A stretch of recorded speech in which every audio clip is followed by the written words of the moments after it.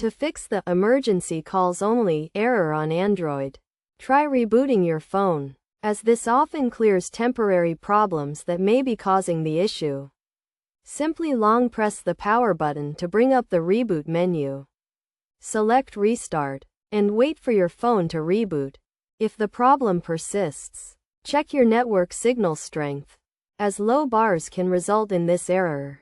Most smartphones display the network status at the top right of the screen, and a constantly dropping network signal can make it difficult to make calls.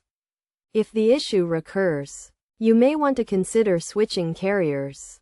Additionally, a damaged SIM card could be the culprit, so try switching off your phone, removing the SIM card, and inspecting it for damage before reinserting it.